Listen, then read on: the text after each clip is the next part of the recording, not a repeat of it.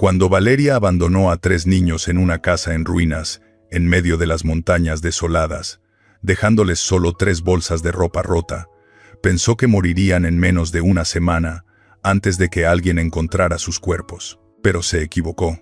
5 años después, lo que Valeria encontró al regresar la dejó sin poder creer lo que veía. No eran cenizas. No eran las 3 tumbas que esperaba encontrar. Era un imperio empresarial millonario.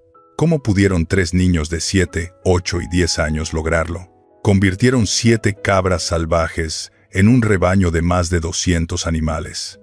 Transformaron una casa derrumbada en una granja moderna y productiva. Crearon una marca de queso reconocida en toda la región, con ingresos de 2 millones de pesos al año. Y cuando la mujer cruel regresó 5 años después para reclamar lo que llamó su propiedad, no imaginó que los 3 niños que había abandonado ahora eran lo suficientemente fuertes para derrotarla frente a todo el pueblo. Antes de comenzar la historia, dime algo. ¿Hoy es un día especial en tu país? ¿Es un día festivo, un día normal o fin de semana?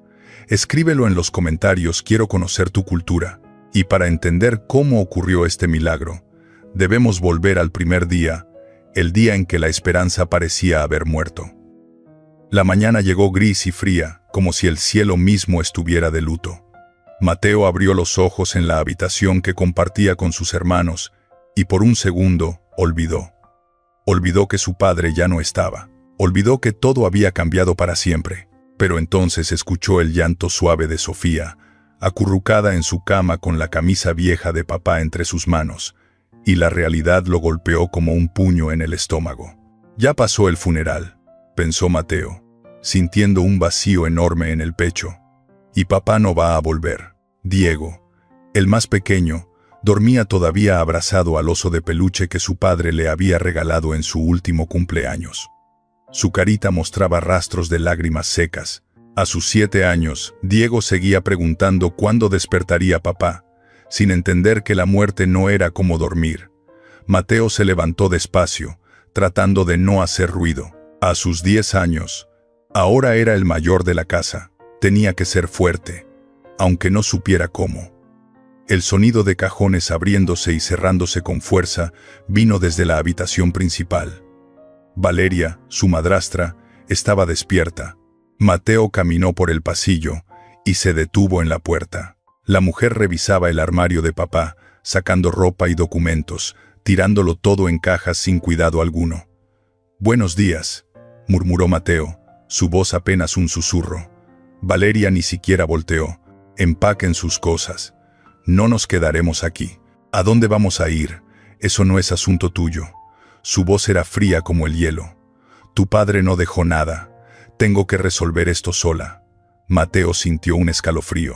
En los 2 años que papá había estado casado con Valeria, ella nunca había sido cariñosa, pero al menos fingía tolerarlos cuando papá estaba presente. Ahora, con papá muerto apenas 3 días, ni siquiera intentaba ocultar su desprecio. «Pero, somos una familia», intentó Mateo, recordando las palabras de su padre. «Papá dijo que... tu padre decía muchas cosas». Valeria finalmente lo miró, y sus ojos estaban vacíos de cualquier calidez. «La realidad es diferente. Ahora vete y haz lo que te dije». Mateo regresó a la habitación con el corazón pesado. Sofía estaba despierta ahora, limpiándose las lágrimas. «¿Qué va a pasar con nosotros, Mateo?», preguntó con voz temblorosa. «No lo sé, Sophie», admitió él, tratando de sonar más valiente de lo que se sentía. «Pero voy a cuidar de ustedes. Lo prometo». Diego despertó y se sentó, frotándose los ojos. «¿Papá ya volvió?», Sofía sollozó, y Mateo tuvo que apartar la mirada. ¿Cómo explicarle a un niño de 7 años que papá nunca volvería? Mientras ayudaba a sus hermanos a empacar sus pocas pertenencias, Diego encontró una fotografía vieja en el cajón. Era una imagen de sus abuelos paternos, muertos años atrás, parados frente a una casa en las montañas. «Mira, Mateo, ¿recuerdas que papá dijo que algún día nos llevaría ahí?». Mateo recordaba. «Es la casa donde papá creció. Decía que sus padres se la dejaron. Un lugar en las montañas, lejos del pueblo. No habían ido nunca.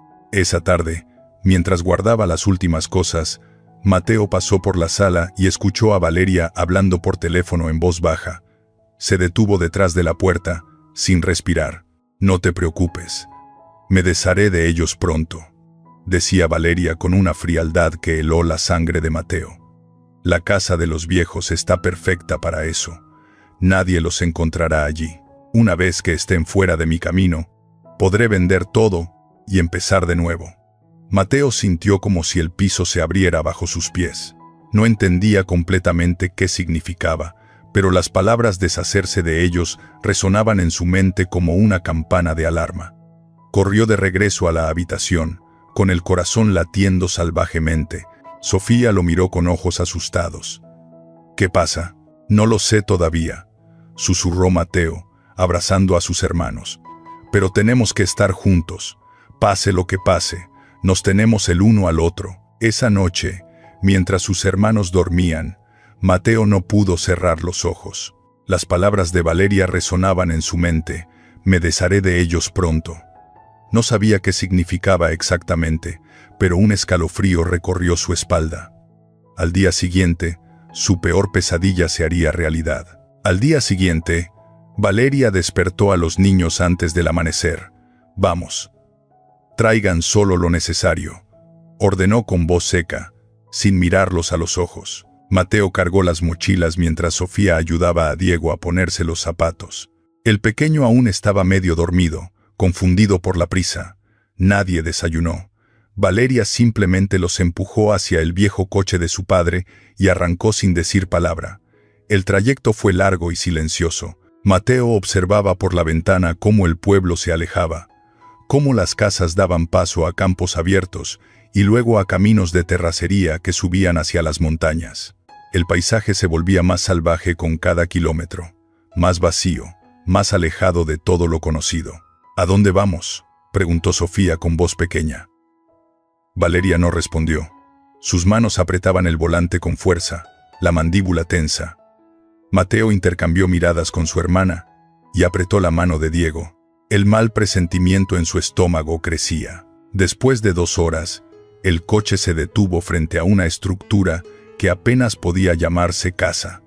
Mateo reconoció el lugar de la fotografía, pero la realidad era mucho peor que la imagen descolorida. Las ventanas estaban rotas, el techo tenía agujeros enormes, las paredes de adobe se desmoronaban en varios lugares. La maleza había invadido todo, y un silencio inquietante envolvía el lugar. «No», susurró Mateo, sintiendo el pánico trepar por su garganta. Valeria bajó del coche y sacó 3 bolsas pequeñas del maletero. Las arrojó al suelo polvoriento. «Bajen». «¿Vamos a quedarnos aquí?», preguntó Sofía, con los ojos muy abiertos. «Ustedes van a quedarse aquí», corrigió Valeria, y por primera vez en el viaje, los miró directamente. Sus ojos estaban fríos, muertos. «Yo tengo una vida que vivir». Mateo sintió como si le hubieran arrojado agua helada. «No puedes dejarnos aquí. Somos niños. No podemos. Ustedes no son nada sin mi esposo», lo interrumpió Valeria con voz cortante. «Él se fue y me dejó con 3 bocas que alimentar, 3 cargas que nunca pedí. Esta ruina es todo lo que merecen. Es lo único que su precioso padre realmente dejó». «Eso no es verdad», gritó Mateo, sorprendiéndose de su propia valentía. «Papá nos amaba». «Pues tu papá ya no está aquí, ¿verdad?», Valeria sonrió con crueldad. «Y aquí nadie los encontrará. Nadie sabe que existen en este lugar olvidado». Sofía comenzó a llorar, aferrándose a la manga de Mateo. Diego, finalmente comprendiendo que algo terrible estaba pasando, corrió hacia Valeria con los brazos extendidos. «No nos dejes. Prometimos ser una familia. ¿Por qué nos odias?». Valeria lo apartó con un movimiento brusco. «No los odio, niño. Simplemente no me importan». Dejó caer un sobre amarillo frente a Mateo. «Por si te lo preguntas, ya vendí la casa del pueblo y todo lo que tu padre tenía. Firmé los papeles en su nombre. Aquí está la escritura de venta de este terreno también. Ni siquiera vale nada, pero al menos ya no es mi problema». Mateo recogió el sobre con manos temblorosas, pero no tuvo tiempo de abrirlo. Valeria ya estaba subiendo al coche. Espera. Mateo corrió tras ella. Valeria, por favor. Somos solo niños. ¿A dónde vamos a ir? ¿Qué vamos a comer? Ella encendió el motor. Arréglenselas solos. Yo ya cumplí guardándolos estos 3 días. Diego corrió detrás del coche, gritando y llorando. Vuelve. Por favor, no nos dejes. Sus pequeñas piernas tropezaron con una piedra y cayó de rodillas, levantando polvo. Mateo corrió hacia su hermano. Lo levantó en brazos mientras Diego sollozaba contra su pecho. Sofía estaba paralizada, las lágrimas corriendo por sus mejillas, mirando cómo el coche de Valeria se alejaba por el camino de tierra, levantando una nube de polvo que pronto lo tragó por completo. El sonido del motor se desvaneció. Y entonces, solo hubo silencio. Un silencio absoluto, aterrador, que parecía tragárselos. Mateo se sentó en el suelo polvoriento, todavía abrazando a Diego, mientras Sofía se dejaba caer junto a ellos. Los 3 se aferraron el uno al otro, llorando, temblando, completamente solos en medio de la nada. La noche cayó sobre la casa en ruinas, y con ella, un silencio aterrador. Los 3 hermanos se acurrucaron juntos en un rincón del piso sucio, sin comida suficiente, sin luz, sin esperanza. Mateo apretó a sus hermanos contra su pecho, sintiendo el peso imposible de mantenerlos con vida. Pero algo dentro de él, una voz que sonaba como su padre, susurró: «No puedes rendirte. Ellos te necesitan». Al amanecer, su lucha por sobrevivir realmente comenzaría. Los primeros rayos del sol se filtraron por las ventanas rotas, despertando a Mateo. Su cuerpo dolía por haber dormido en el suelo de concreto frío. Sofía y Diego seguían acurrucados contra él, todavía dormidos, sus rostros hinchados por el llanto de la noche anterior. Mateo se liberó con cuidado y se puso de pie. A la luz del día, pudo ver mejor su situación, y era peor de lo que había imaginado. La casa constaba de 3 cuartos pequeños, todos en ruinas. El techo tenía agujeros que dejaban ver el cielo. En una esquina había un colchón viejo completamente podrido. Escombros y polvo cubrían cada superficie. Revisó las bolsas que Valeria había dejado. Su estómago se contrajo. 2 latas de frijoles, medio pan duro, 3 botellas pequeñas de agua, quizás suficiente para 2 o 3 días si racionaban cuidadosamente. Después de eso, no quería pensar en eso.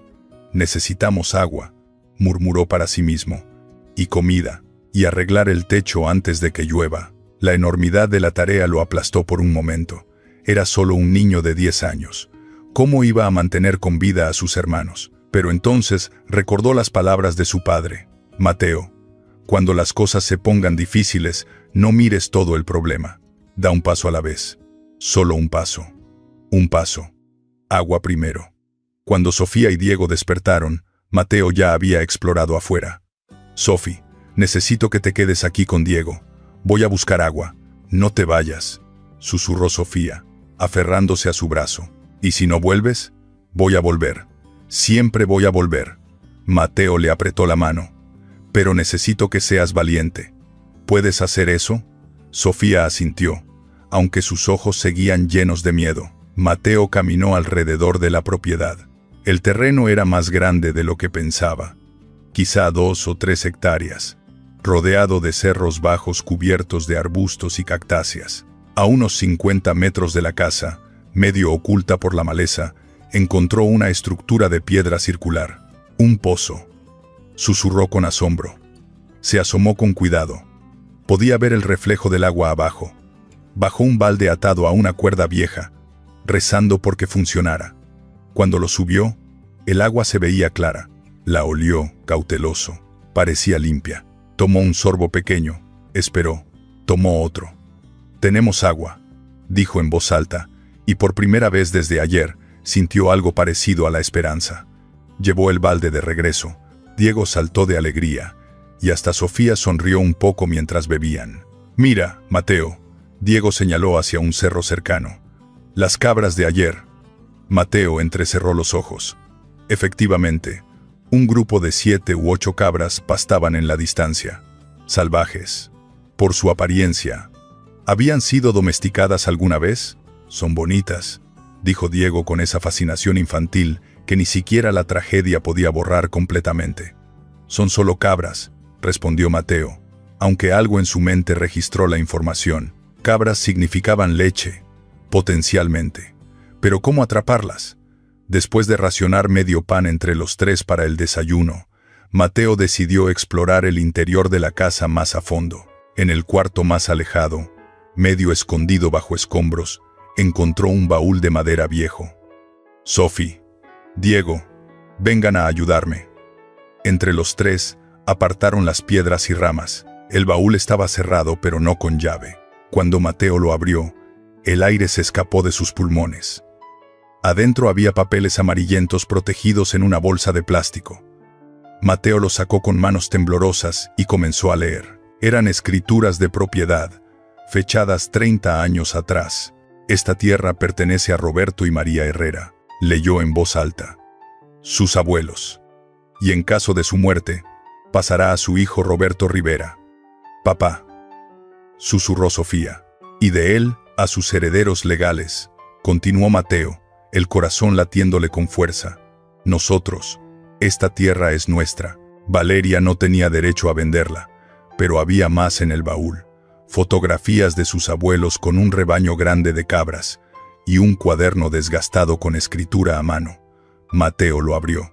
«Diario de crianza de cabras», leyó el título. «Por Roberto Herrera». Página tras página de notas detalladas. Cómo alimentar cabras, cómo curar enfermedades comunes, cómo hacer queso, cómo manejar el parto.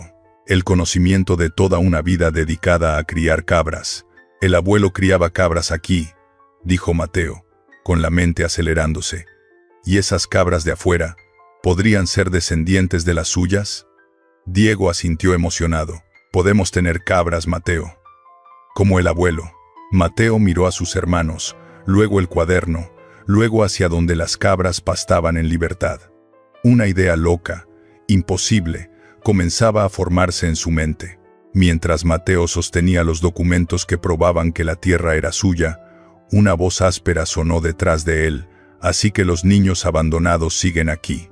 Se dio la vuelta y vio a un anciano con sombrero de paja y bastón, mirándolos con expresión indescifrable. Sería otro enemigo, o su única esperanza. Mateo se puso instintivamente delante de sus hermanos, protegiéndolos. El anciano los observaba con ojos grises y penetrantes bajo el ala de su sombrero de paja desgastado. Llevaba ropa de trabajo manchada de tierra y un bastón tallado a mano. «¿Quién es usted?», preguntó Mateo con voz más firme de lo que se sentía. «Don Ramón Herrera», respondió el anciano. «Vivo en la finca de al lado, a 2 kilómetros de aquí». Sus ojos se entrecerraron. «Vi cuando esa mujer los dejó ayer». «¿Dónde está ahora?» «Se fue», dijo Mateo simplemente, sin entrar en detalles. «No va a volver». Don Ramón asintió lentamente, como si confirmara algo que ya sabía. «¿Esa mujer era tu madrastra?» «Sí». «¿Y sus nombres?» «Mateo Rivera. Ella es Sofía, él es Diego». Mateo dudó, luego agregó: «Nuestro padre era Roberto Rivera». La expresión del anciano cambió instantáneamente. «¿Roberto Rivera, hijo de Roberto y María Herrera?» «Sí, señor. Eran nuestros abuelos». Don Ramón cerró los ojos por un momento, apretando el bastón con fuerza. Cuando los abrió de nuevo, había dolor en ellos. «Tu abuelo era mi mejor amigo. Crecimos juntos, trabajamos esta tierra juntos. Me pidió que cuidara de este lugar si algo pasaba». Se acercó y se sentó pesadamente en una piedra. «Cuando tu padre se fue al pueblo hace años, perdimos contacto. No supe que había muerto hasta que vi a esa mujer abandonándolos». Su voz se endureció. «Debí haber intervenido ayer, pero no estaba seguro de qué hacer. Soy un viejo tonto. ¿Puede ayudarnos?», preguntó Sofía con voz pequeña pero esperanzada. Don Ramón la miró largamente. «Puedo. Pero no de la manera que esperan». Mateo frunció el ceño. «¿Qué significa eso?». El anciano se puso de pie. «Significa que no voy a hacer todo por ustedes. Eso no los ayudaría. Si simplemente los rescato, nunca aprenderán a ser fuertes». Señaló alrededor. «Este lugar puede darles una vida, pero solo si están dispuestos a trabajar más duro de lo que han trabajado nunca». Haremos lo que sea necesario, dijo Mateo con determinación. Lo sé, tienes los ojos de tu abuelo.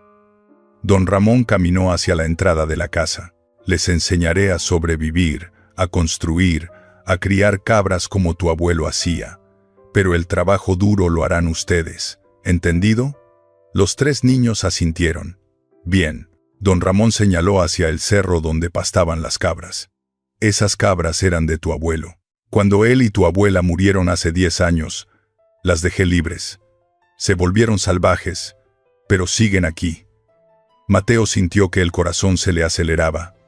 ¿Podríamos? Si pueden domesticarlas otra vez, tendrán leche, queso, eventualmente una forma de ganarse la vida. Don Ramón los miró severamente. Pero no será fácil. Muchos han intentado criar cabras y han fracasado. ¿Están listos para intentarlo? Sí, respondieron los 3 al unísono. Don Ramón asintió, satisfecho. Luego sacó algo de su bolsillo, una fotografía descolorida de 2 hombres jóvenes con un rebaño de cabras. Tu abuelo me dijo algo antes de morir. Su voz se suavizó. Dijo: Ramón, si mis nietos alguna vez vienen a este lugar, significa que algo terrible pasó. Ayúdalos a encontrar su fuerza, no a depender de la tuya. Mateo sintió lágrimas quemando sus ojos.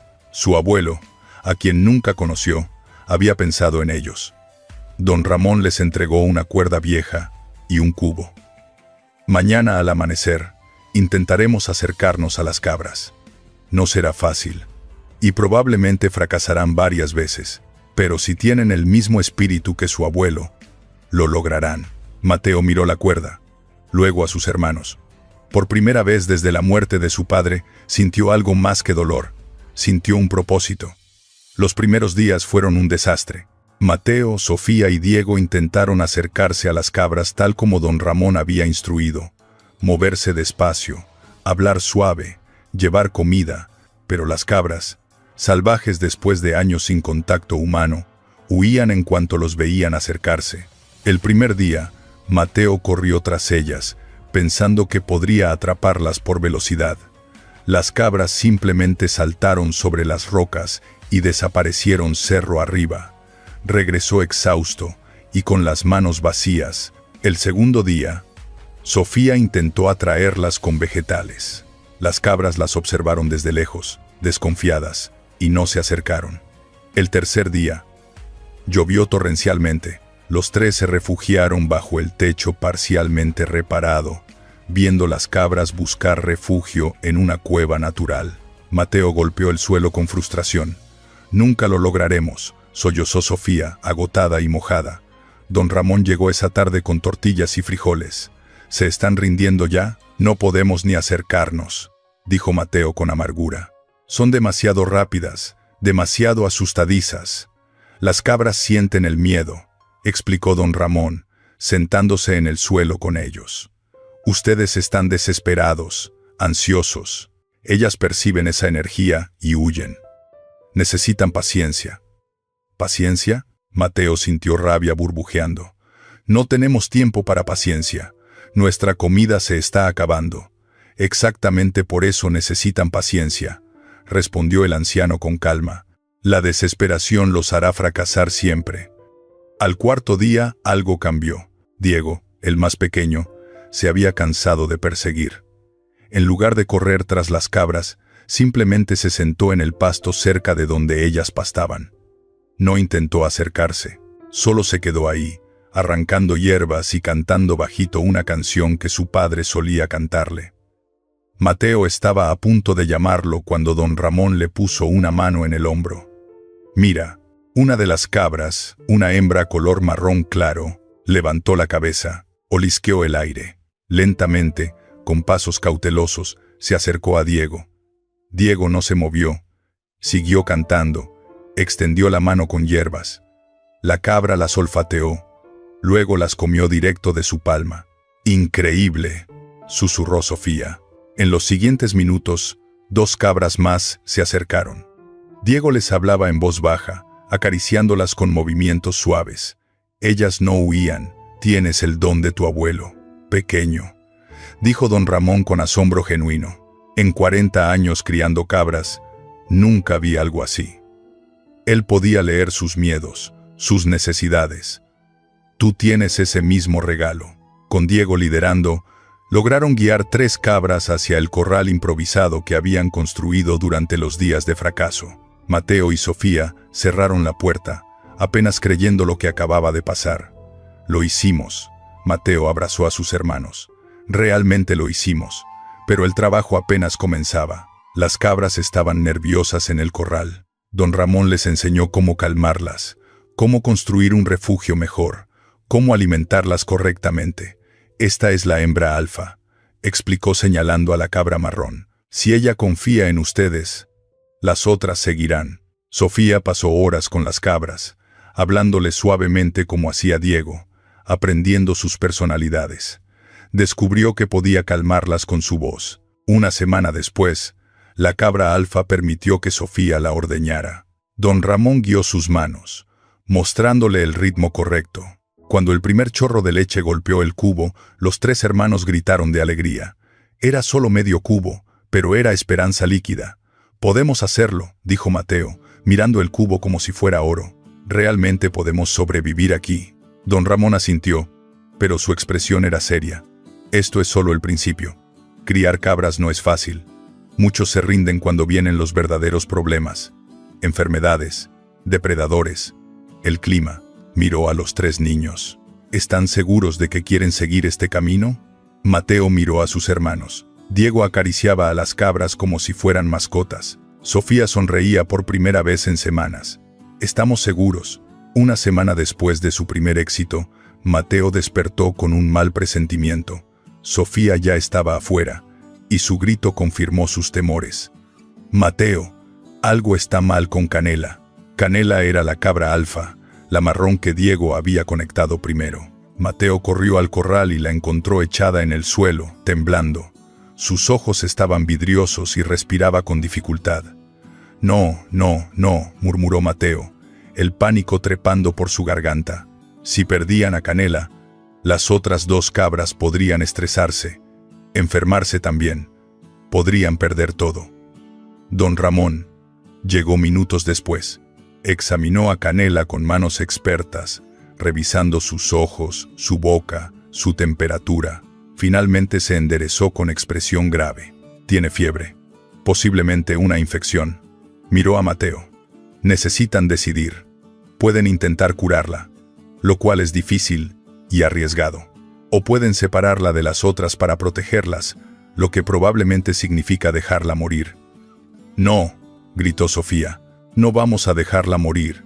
«Entonces tienen trabajo que hacer», dijo don Ramón. «Pero entiendan, si fracasan y ella contagia a las otras, podrían perderlo todo». Después que se fue, Mateo se volvió hacia sus hermanos. «Es un riesgo grande. Papá nunca se rindió con nosotros cuando estábamos enfermos», dijo Sofía con voz firme. Sus ojos, usualmente llenos de lágrimas, ahora brillaban con determinación.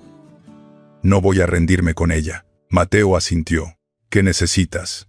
Sofía corrió por el cuaderno del abuelo. Durante horas, pasó las páginas, buscando remedios para cabras enfermas. «Aquí», señaló finalmente. El abuelo escribió sobre una infección similar. Usó hierbas para bajar la fiebre. «¿Qué tipo de hierbas?», preguntó Mateo. Sofía leyó las descripciones, luego miró el terreno alrededor. Creo que algunas de esas plantas crecen aquí». Durante las siguientes horas, Sofía buscó las hierbas descritas en el cuaderno. Diego la ayudaba, usando su conexión instintiva con la naturaleza para encontrar las plantas correctas. Mateo, mientras tanto, mantenía a Canela hidratada, obligándola a beber agua con paciencia. Sofía molió las hierbas tal como el cuaderno instruía, haciendo una pasta. Con manos temblorosas, se la dio a Canela, mezclada con agua. Esa noche, ninguno durmió. Se turnaron vigilando a Canela. Su fiebre subió peligrosamente. Sofía le aplicó compresas frías, le dio más remedio, le habló suavemente durante horas. «Por favor», susurraba, «por favor, mejórate». Al amanecer del tercer día, Canela levantó la cabeza. Sus ojos estaban más claros. Intentó ponerse de pie. Diego gritó de alegría. Mateo abrazó a Sofía, quien finalmente lloró, pero esta vez de alivio. Cuando don Ramón llegó y vio a Canela parada, comiendo heno, se quedó inmóvil por un largo momento. Luego miró a Sofía con algo que nunca habían visto en su rostro: asombro. «Tienes corazón de veterinaria, niña, y algo más, instinto», señaló las hierbas. «¿Sabes por qué el remedio de tu abuelo funcionó tan bien? Estas hierbas crecen en esta tierra por algo. Tu abuela las cultivaba intencionalmente. Las cabras que las consumen producen leche de mejor calidad, y ellas mismas son más resistentes a enfermedades». Mateo sintió una chispa de comprensión. ¿Por eso la granja del abuelo era exitosa? Exactamente. Tenían un secreto natural que otros no conocían. Don Ramón sonrió levemente. Y ahora ustedes lo saben también. En las semanas siguientes, las 3 cabras prosperaron. Luego, una de ellas dio a luz. El rebaño creció. 5 cabras, luego 8, luego 12. 6 meses después del abandono, la transformación era visible. La casa ya no era una ruina. Habían reparado el techo y las paredes. El corral era sólido y espacioso. Y lo más importante, tenían 12 cabras saludables produciendo leche de calidad excepcional. Don Ramón les enseñó a hacer queso. El primer día que vendieron queso 3 hermanos en el mercado del pueblo, Mateo sintió algo que no había sentido desde la muerte de su padre: orgullo genuino. Pero no sabían que su historia estaba a punto de cambiar para siempre. 2 años después del abandono, la transformación era milagrosa. Mateo, ahora de 12 años, había crecido varios centímetros y su voz comenzaba a cambiar. Ya no era el niño asustado que Valeria había dejado atrás. Sus manos, curtidas por el trabajo, manejaban las cuentas del negocio con precisión que sorprendía a los comerciantes adultos del pueblo. Sofía, a sus 10 años, era conocida en la región como la niña que habla con las cabras. Su habilidad para diagnosticar y curar animales enfermos había salvado no solo su propio rebaño, sino también ganado de vecinos que ahora le pedían consejo. Y Diego, el pequeño de 9 años, seguía siendo el corazón de la operación. 30 cabras respondían a su voz como si fuera música. Incluso don Ramón admitía que nunca había visto nada igual. El rebaño había crecido a 30 animales saludables. La producción de leche era constante, y el queso 3 hermanos se vendía en 20 tiendas y 30 restaurantes de 3 municipios diferentes. Los ingresos alcanzaban varios cientos de miles de pesos al año, una fortuna para 3 niños que habían empezado sin nada. Habían contratado a 2 empleados del pueblo para ayudar con las tareas más pesadas. La antigua casa en ruinas ahora tenía techo nuevo, ventanas con vidrio y hasta electricidad gracias a paneles solares que Mateo había comprado con sus ahorros. ¿Recuerdan cuando no sabíamos si sobreviviríamos la primera semana?, preguntó Sofía una tarde, mientras empacaban quesos para una entrega grande. Recuerdo que tenía tanto miedo, admitió Mateo, sonriendo. Pensé que éramos demasiado pequeños para lograrlo, pero lo logramos, dijo Diego, abrazando a sus hermanos. Los 3 juntos. Fue entonces cuando llegó el reportero. Elena Ruiz, del periódico regional Voz de la Sierra, había escuchado rumores sobre 3 hermanos huérfanos que habían construido un negocio exitoso desde cero. Quería escribir su historia. Mateo dudó. No sé si queremos tanta atención. ¿Por qué no?, preguntó don Ramón, quien había venido a cenar con ellos esa noche. Han trabajado honestamente. No tienen nada que ocultar. Su historia puede inspirar a otros. Mateo miró a sus hermanos. Sofía asintió con entusiasmo. Diego también. Está bien, accedió finalmente. La entrevista tomó 2 horas. Elena quedó fascinada por su historia. El abandono cruel, la supervivencia contra todo pronóstico, el crecimiento del negocio. Tomó fotografías de los 3 hermanos frente a su próspera granja, con las cabras pastando detrás. Esta historia es increíble, dijo Elena, con lágrimas en los ojos. Ustedes son un ejemplo de que con trabajo duro y determinación, cualquier cosa es posible. 2 semanas después, el artículo apareció en primera plana. El milagro de 3 hermanos, de casa en ruinas a imperio de queso. La foto mostraba a Mateo, Sofía y Diego sonriendo frente a la granja. El artículo detallaba su historia completa, incluyendo el abandono de su madrastra, sin mencionar nombre, su lucha por sobrevivir y su increíble éxito. El pueblo entero celebró. Vecinos que apenas los conocían, ahora los paraban en la calle para felicitarlos. El alcalde habló de darles un reconocimiento oficial. Un equipo de documentalistas de la capital expresó interés en su historia. «Soñé con esto», dijo Mateo esa noche, sosteniendo el periódico. «Comprobar que podíamos lograrlo, que no éramos las cargas inútiles que Valeria pensaba. Algún día», dijo Sofía con ojos soñadores, «tendremos la granja más grande de la región y ayudaremos a otros niños como nosotros», agregó Diego. «Y tendremos 100 cabras», rió Mateo. Don Ramón los observaba con orgullo paternal. «Tu abuelo estaría tan orgulloso de ustedes». Lo que ninguno de ellos sabía era que el artículo se había distribuido en toda la región. A 200 kilómetros de distancia, en una casa pequeña y desordenada llena de facturas sin pagar y avisos de desalojo, Valeria Mendoza sostenía ese mismo periódico con manos temblorosas. Sus ojos, hundidos por las noches sin dormir y el estrés de las deudas de juego que la estaban destruyendo, no mostraban alegría al ver a los niños que había abandonado. No mostraban arrepentimiento ni amor, mostraban codicia. «Un imperio», susurró, mirando la fotografía de la próspera granja.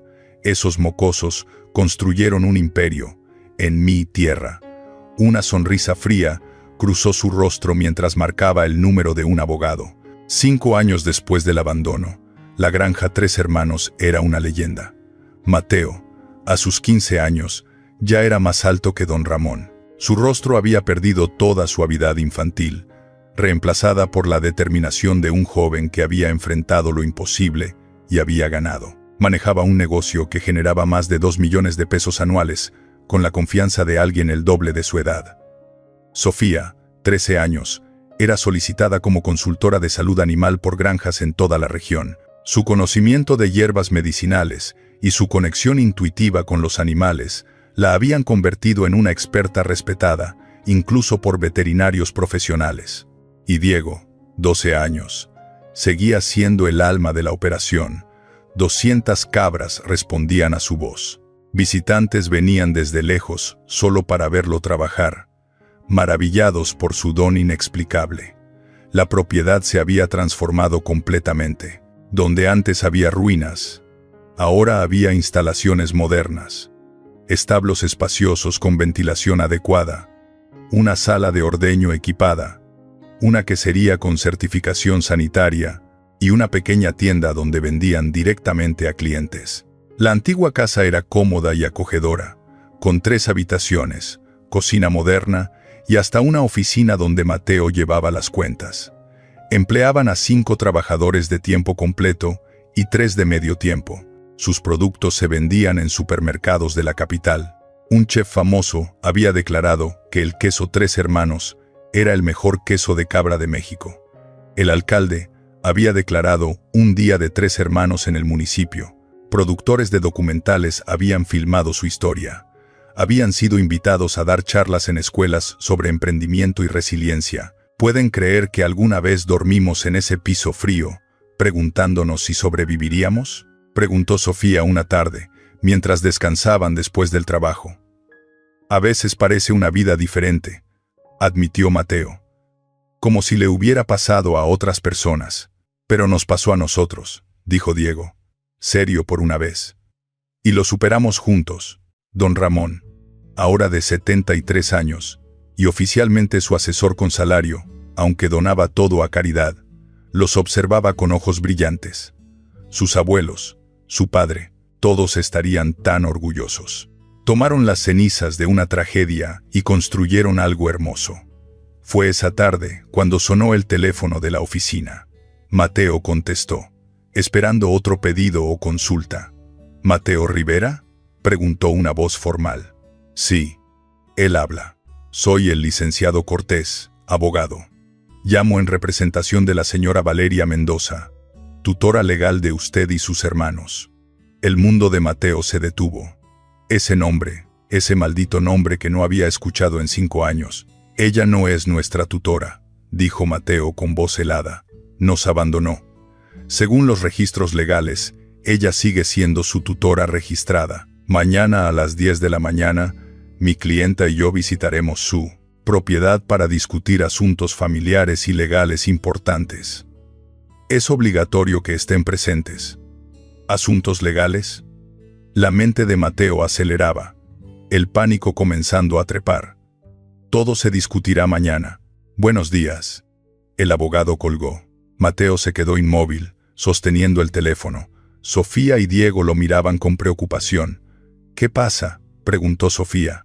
Valeria, susurró Mateo, va a venir mañana, con un abogado. El color drenó de los rostros de sus hermanos. Don Ramón se puso de pie bruscamente. Esa mujer, gruñó con furia que rara vez mostraba. Claro que viene ahora que ustedes tienen algo que vale la pena. Diego, usualmente tan alegre, se veía aterrorizado. ¿Puede quitarnos la granja? No, dijo Mateo con más convicción de la que sentía. No vamos a permitirlo. Tenemos los documentos que prueban que esta tierra es nuestra. Tenemos testigos. Tienen la verdad, interrumpió don Ramón. Y yo tengo algo más, algo que guardé durante 5 años, esperando este momento. Mateo lo miró con confusión. ¿Qué? Mañana lo sabrán, pero primero, necesitan un abogado propio, y necesitan prepararse para la pelea de sus vidas. Esa noche, ninguno durmió. Los 3 hermanos se sentaron juntos en la sala, recordando ese día terrible 5 años atrás. El miedo que habían sentido, el abandono, la desesperación. Pero ahora eran diferentes. Ya no eran niños indefensos. Al día siguiente, cuando Mateo abrió la puerta de la granja a las 10 en punto, se encontró cara a cara con la última persona que esperaba volver a ver. Valeria Mendoza estaba parada allí, con un traje elegante que no podía ocultar las arrugas de preocupación en su rostro, ni las ojeras de noche sin dormir. Pero no estaba sola. A su lado, un abogado con maletín de cuero la acompañaba. «Hola, Mateo», dijo con una sonrisa que no alcanzaba sus ojos. «He vuelto a casa, y tenemos mucho de qué hablar sobre mi granja». Mateo no retrocedió. A sus 15 años, y con 5 años de sobrevivir lo imposible, ya no era el niño que Valeria podía intimidar. «Esta no es tu granja», dijo con voz helada. Nunca lo fue. Valeria entrecerró los ojos, pero mantuvo su sonrisa ensayada. «Mateo, sé que cometí errores terribles, pero sigo siendo tu tutora legal, y esta propiedad nos abandonaste para morir», interrumpió Sofía, apareciendo detrás de su hermano. Su voz temblaba, pero había acero en ella. «Nos dejaste sin comida, sin nada, en medio de la nada». «Eso fue un malentendido», comenzó Valeria. Pero el licenciado Cortés la detuvo con un gesto. «Dejemos las emociones de lado», dijo el abogado con tono profesional. «Señora Mendoza es la tutora legal registrada de 3 menores. Como tal, tiene derechos sobre los activos que ustedes, siendo menores en ese momento, adquirieron. Éramos menores cuando ella nos abandonó también», dijo Mateo. «¿Dónde estaba su tutela entonces?» Cortés sacó documentos de su maletín. «Tengo aquí el registro de tutela. Señora Mendoza alega que los dejó temporalmente con familia mientras resolvía asuntos financieros». «Eso es mentira», gritó Diego, con lágrimas de rabia. «Nos dijo que no éramos nada. Nos dejó para morir. Son acusaciones serias, sin pruebas», respondió Cortés calmadamente. «Mientras tanto, mi clienta solicita una reunión familiar para discutir la administración compartida del negocio. Como gesto de buena voluntad, está dispuesta a aceptar solo el 50% de la propiedad». La sangre de Mateo hirvió. «¿50% de lo que nosotros construimos con nuestras manos? De lo que construyeron como menores bajo su tutela legal», corrigió el abogado. «Si no llegan a un acuerdo, procederemos legalmente. Y les advierto, una batalla legal puede ser costosa y pública». Valeria finalmente mostró su verdadera cara. «Necesito esto, Mateo. Tengo deudas, problemas. Tu padre me dejó sin nada. Papá nos dejó a nosotros», dijo Mateo con desprecio. «Y tú intentaste desecharnos como basura». Don Ramón apareció en la puerta, con padre Miguel detrás de él. El anciano miró a Valeria con furia pura.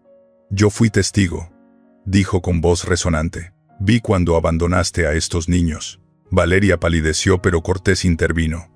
«El testimonio de un vecino anciano contra documentos legales, no solo testimonio», interrumpió don Ramón. Sacó su teléfono viejo. «Video». El silencio fue absoluto. «Hace 5 años. Cuando vi que esa mujer traía a los niños aquí, algo me pareció mal. Los seguí. Grabé todo». Sus ojos brillaban con satisfacción. Cada palabra cruel. El abandono. Todo. Cortés y Valeria intercambiaron miradas de pánico. «Tenemos más», continuó Mateo, recuperando su confianza.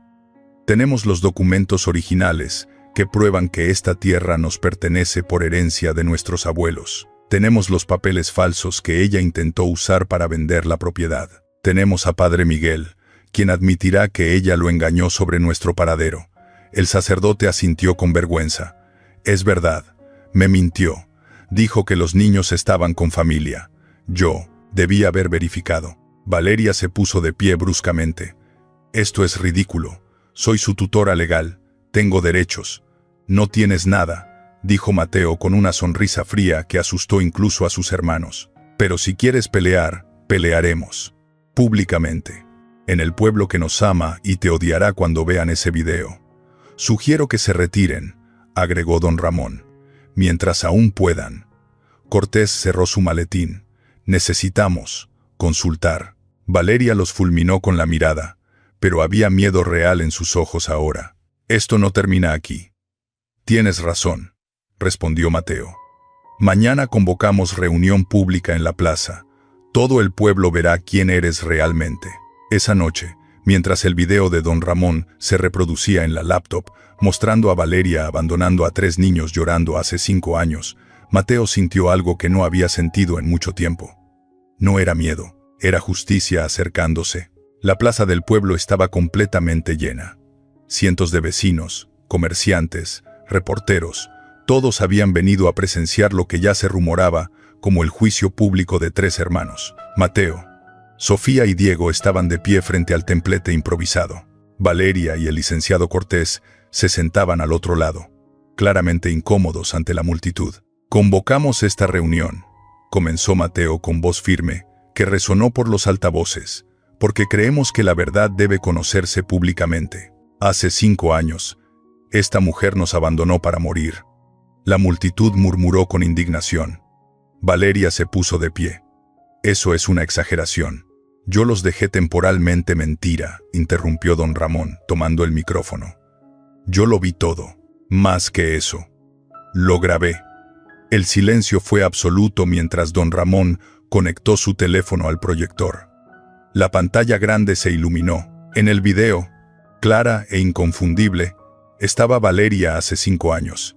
Su voz fría. «Ustedes no son nada sin mi esposo. Esta ruina es todo lo que merecen. Aquí nadie los encontrará». La imagen mostró a Diego, de 7 años, corriendo tras el coche, llorando. Mostró a Valeria alejándose sin mirar atrás. La plaza explotó en gritos de ultraje. «¡Monstruo! ¿Cómo pudiste? Eran niños». Valeria estaba pálida. «Eso está fuera de contexto». «¿Contexto?». Padre Miguel se adelantó, con lágrimas en los ojos. «Yo también debo confesar mi pecado. Valeria me mintió. Me dijo que los niños estaban con familia. Nunca verifiqué. Yo fallé a estos niños». Sofía colocó documentos en el proyector. «Estas son las escrituras originales. La tierra nos pertenecía por herencia de nuestros abuelos. Valeria no tenía derecho legal a ella. Y estos», Mateo mostró otros papeles, «son documentos falsos donde ella intentó vender nuestra propiedad, falsificando la firma de nuestro padre». La multitud rugió. Valeria buscó a su abogado, pero Cortés se levantó con expresión seria. «Debo hacer una confesión pública», dijo el abogado, sorprendiendo a todos. «Cuando la señora Mendoza me contrató, creí su versión, pero investigando, descubrí sus deudas de juego, sus mentiras, la verdad sobre estos niños. Por eso accidentalmente les informé sobre esta reunión con tiempo para prepararse. Valeria lo miró con horror. «Me traicionaste». «No traiciono la justicia», respondió Cortés firmemente. 2 policías se acercaron al templete. «Señora Mendoza, debe venir con nosotros. Tenemos cargos por abandono de menores y fraude». Valeria finalmente se derrumbó. «Solo quería una vida mejor. Ustedes eran una carga. No pedí ser su madre. Y nosotros no pedimos ser abandonados», dijo Mateo con calma. «Pero sobrevivimos. Crecimos. Triunfamos. Sin ti». Mientras la policía escoltaba a Valeria entre los abucheos de la multitud, el alcalde tomó el micrófono. «Estos 3 jóvenes son el orgullo de nuestro pueblo. Propongo declarar la Granja Tres Hermanos como patrimonio cultural del municipio. Y más, tengo aquí un representante de Lácteos Nacionales que quiere hablar con ustedes». Un hombre de traje se adelantó. «Su historia, su calidad, su ética.